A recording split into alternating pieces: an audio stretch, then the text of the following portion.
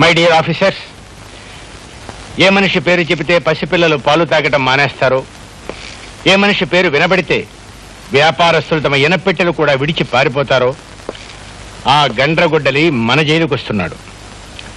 అతను 23 హత్యలు చేశాడు. అతి దారుణంగా తలలు నరికి వీధి గుమ్మాలకు వేలాడగట్టాడు. అడవిలో జంతువును వేటాడినట్టుగా వేటాడి పోలీసులు అతన్ని పట్టుకున్నారు. ఉరిశిక్ష పడింది.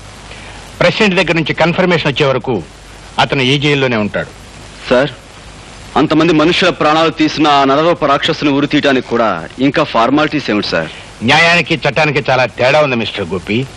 You can't neglect the formalities. చూడండి, అతను తప్పించుకోకుండా చూడవలసిన బాధ్యత మనపై ఉంది. అతి ప్రమాదకరమైన ఆ మనిషిని చాలా కట్టుదిట్టాలతో మనం కాపలా కాయాలి.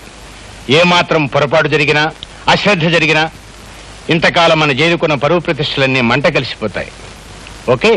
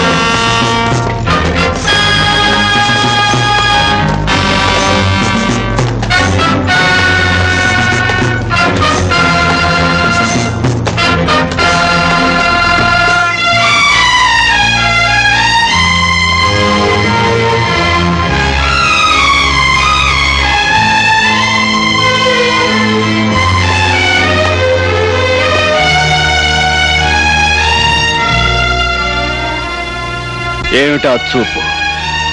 పద, సెల్ చూపిస్తాను. అడవిలో జంతువులా పొగరుగా నడిస్తే పడగలవు. కాళ్ళకి చేతులకు సంకెళ్ళున్నాయని గుర్తుంచుకో. మో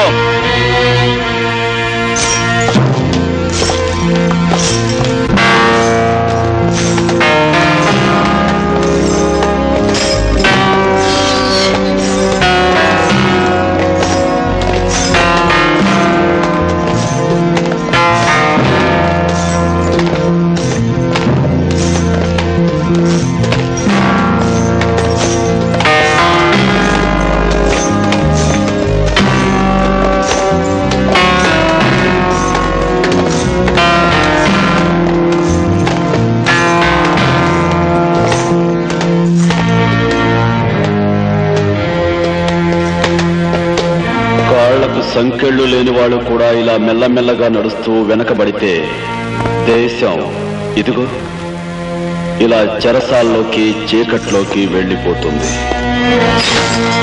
గుర్తుంచుకో. 3 సార్లు చప్పట్లు పడాలి సార్. ప్రజలారా, మా చేతులతో ఈ మంగళ షాపుకు ప్రారంభోత్సవం చేయడం నా అదృష్టం. ప్రతి మనిషికి, ఆడైనా మగైనా సరే, ఈ మంగళ షాప్ చాలా అవసరం. ఒక దేశ భవిష్యత్తు ఇలాంటి